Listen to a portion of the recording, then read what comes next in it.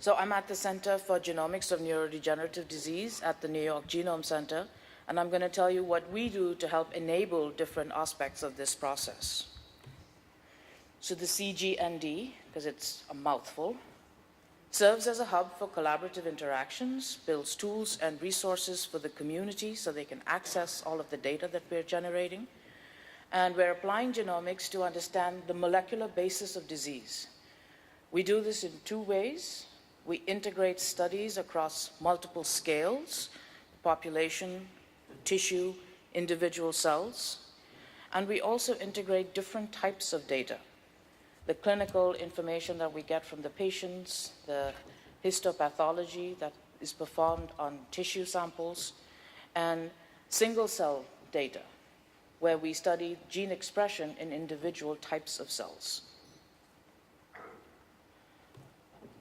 So when we're talking about the genetic architecture of ALS, and what we mean by genetic architecture is what are the genes that cause it, how large are their effect sizes, and how frequent are they in the population. So the genetic architecture of ALS is very complicated. And by that I mean you can have genes that cause ALS be familial, that cause Mendelian disease. These tend to be relatively rare in the population and have very large effect sizes. Or you can have genes similar to the kinds of effects that lead to changes in height or BMI. Genes that are relatively common in the population but have individually small effect sizes so that you need a combination of several of them to cause disease. ALS is complicated because the genes that are mutations that are associated with ALS can span this entire range. You have familial ALS and you have sporadic ALS, and you have mutant alleles that vary widely in the frequency with which they're present in the population and the size of the effects that you have. And this leads to one of the biggest challenges in ALS, which is that you need very large numbers of samples to be able to generate enough statistical power to gain understanding about the genetics. So there are two essential challenges to obtaining large numbers of patient samples. The DNA and the RNA samples. The DNA will allow us to study the presence of mutations, and the RNA will allow us to study how these genes are expressed. We need to get them from patients that are clinically well annotated. And the second challenge is we need to use all of this information to obtain mechanistic insights into how these identified mutations might cause disease. So the solutions that we've envisioned or implemented to address these challenges are: to obtain samples, we established a federated program with centralized governance, and I'll explain in a minute what that means. To obtain mechanistic insights into the disease, we partner with several institutions that make up the New York Genome Center, the institutional founding members. These are academic medical centers in and around the greater New York area. We use mouse models of disease, such as the one that Steve described, and we also use cells that are derived from either these mouse models or from patients. We study these model systems in conjunction with the tissue samples that patients donate.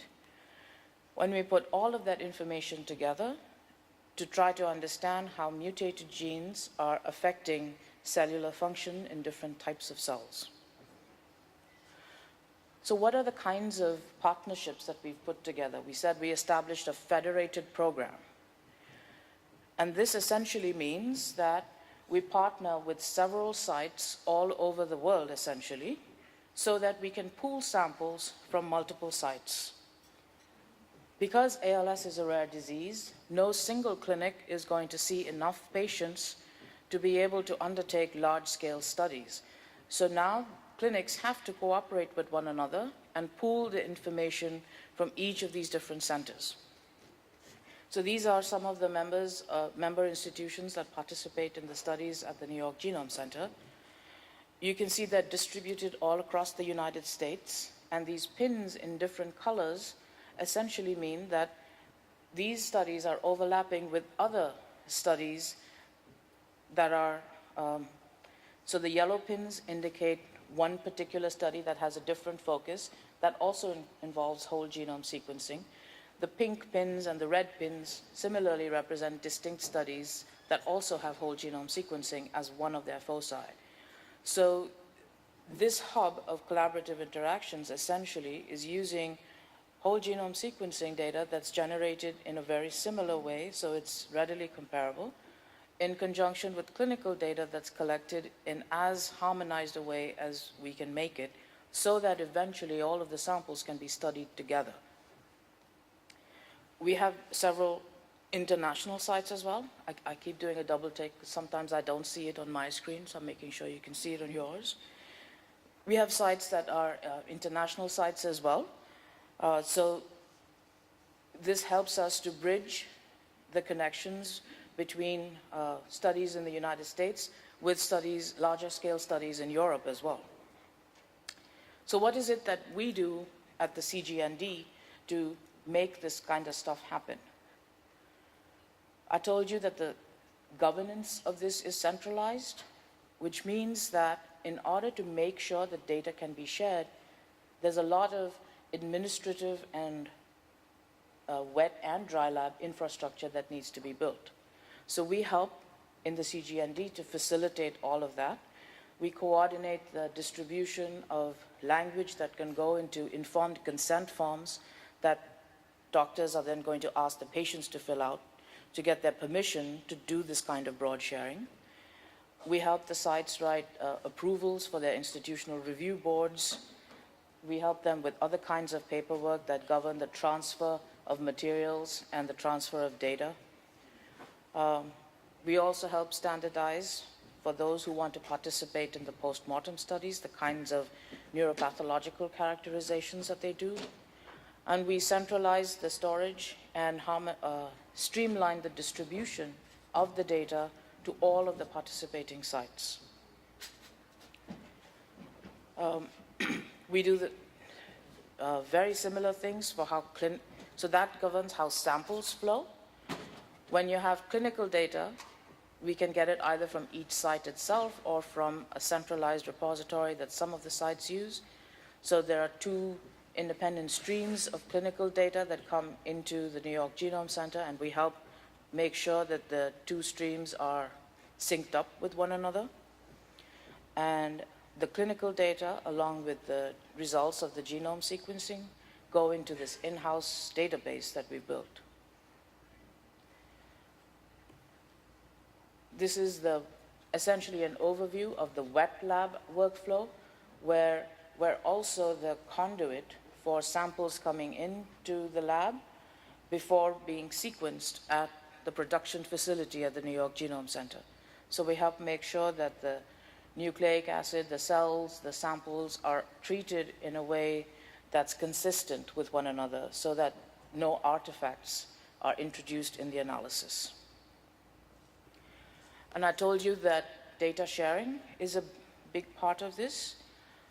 The data that we generate are immediately shared with all of the member sites in the consortium and with other consortia with whom we have sharing arrangements. So for example, studies from the New York Genome Center are co-analyzed along with the samples that Matt is generating to make sure that we can bring to bear as much expertise as is possible on the samples that we're generating, so that people who have ways of looking at the data don't have to wait and can apply their knowledge to the data, and this helps speed up discovery. So since we started building this, the requests for data and the number of sites to which we've sent this has just grown exponentially, and this is just to illustrate that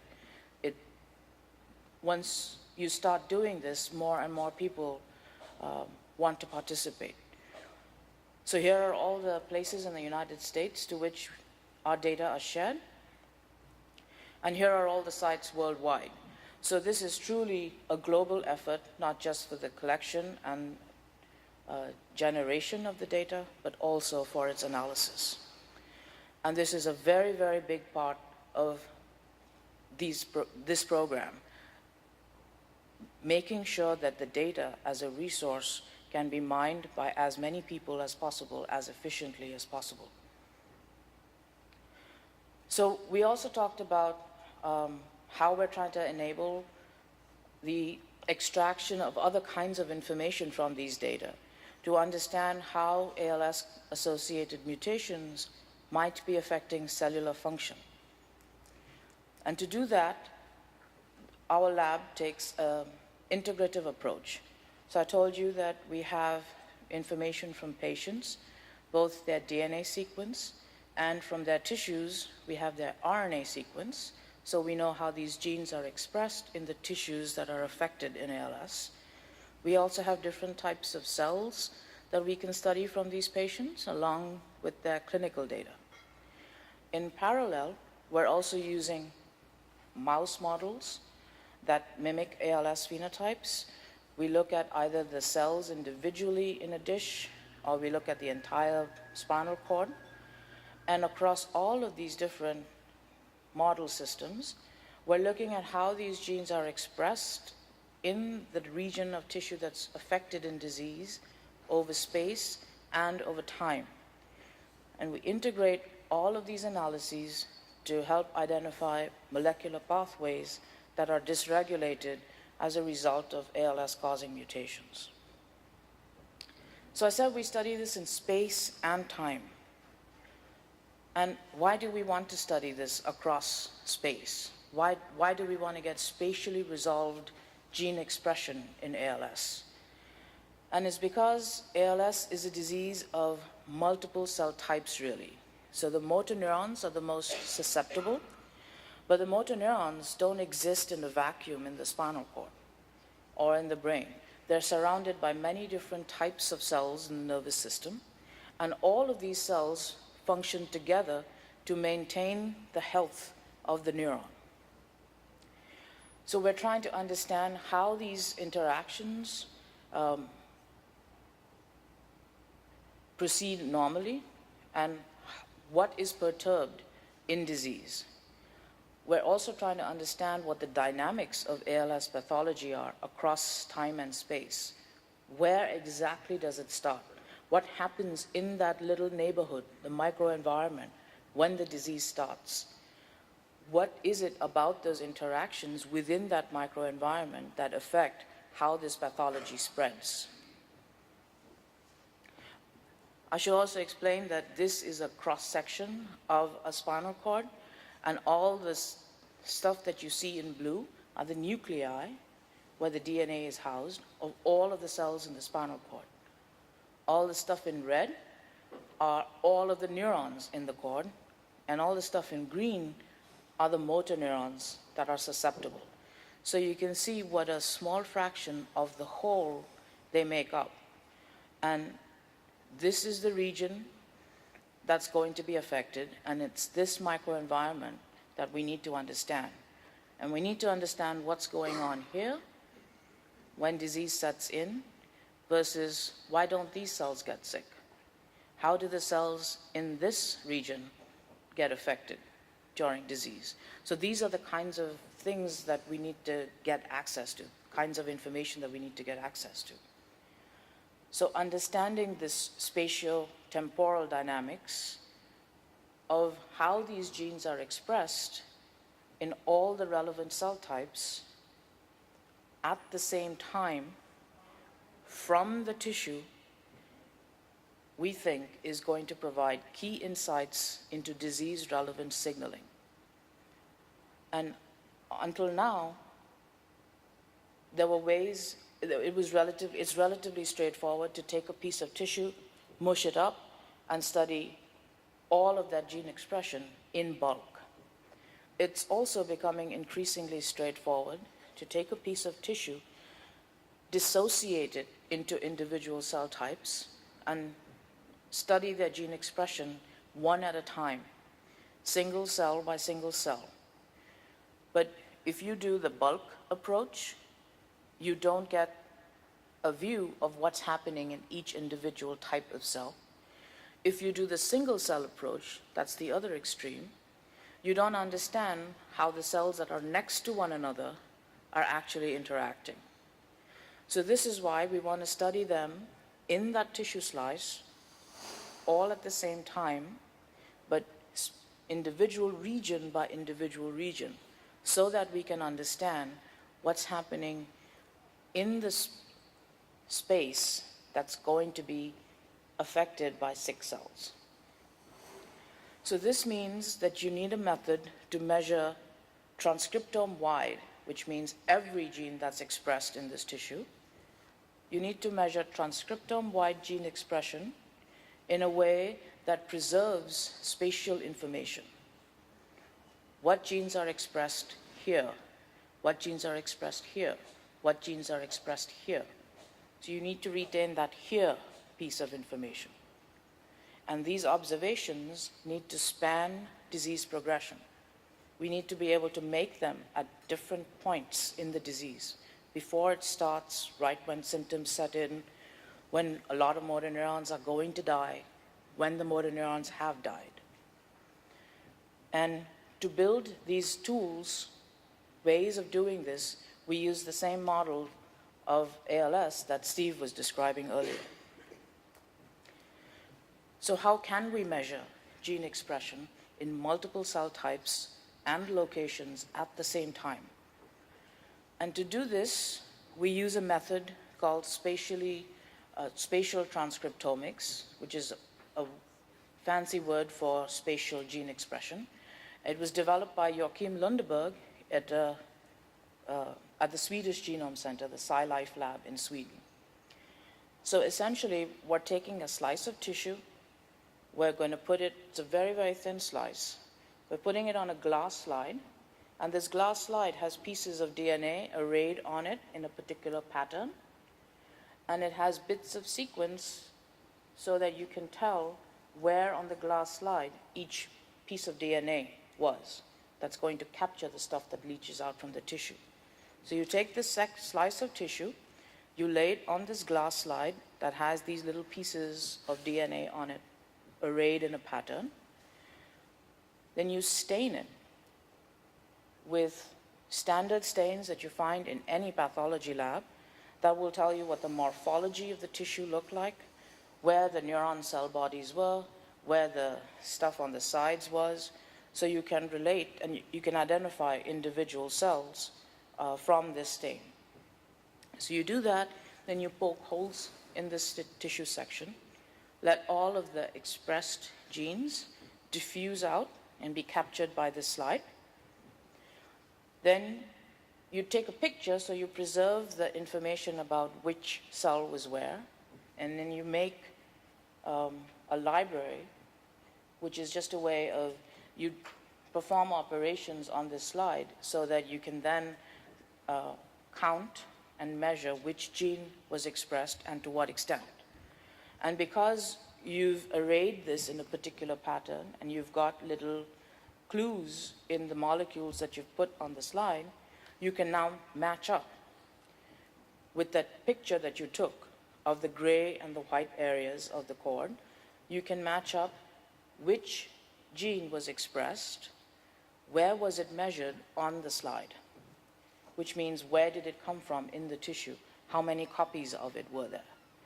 This is what we mean by measuring gene expression spatially. So to make this more visual, this is an example of how we did this in this mouse model, right? So on the left is a wild-type mouse that isn't going to get sick. On the right is the G93A mouse, the mouse that is going to get sick. And we're taking different sections of tissue through the spinal cord, and we're measuring gene expression in this arrayed pattern through these different sections. And we can do this at different times during disease, in the control mouse and in the mouse that's going to develop symptoms that mimic ALS. Then we make hundreds of thousands of such measurements, and we build analytical tools with some really gifted computational biologists to integrate and analyze all of this data in aggregate. And then we build progressions of how particular genes change in particular regions of tissue over disease. These are the time points in the control and in the ALS mouse. And you can see that whatever this yellow thing is, it's changing with time. And you can start to see where these changes first occur and when they happen. And remember, now you've made multiple of these measurements simultaneously, so you have this information for every gene whose expression you can capture, all at the same time across all these locations. And then you confirm this using microscopy, high-resolution microscopy, so you validate these measurements using a different technique. So this is an example of one such gene that changes over time.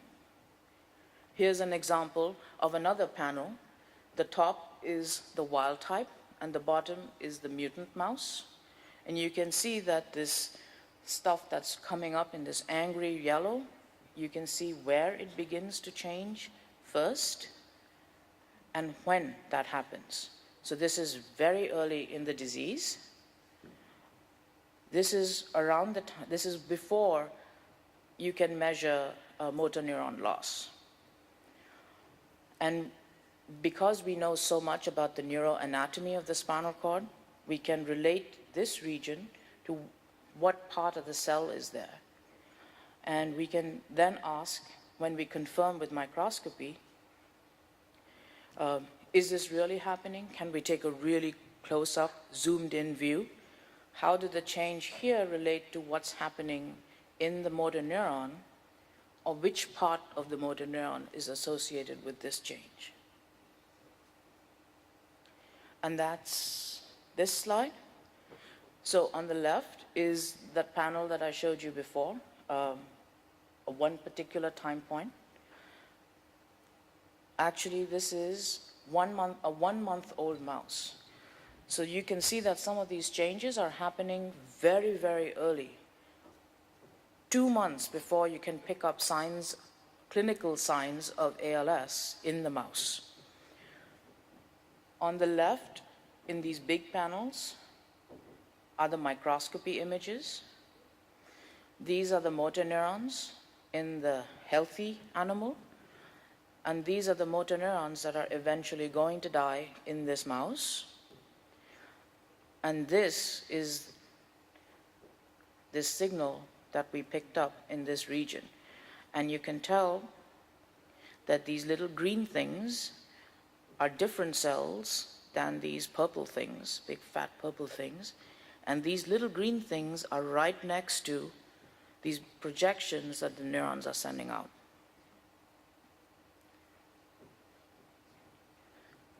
This is an even more zoomed in view of that.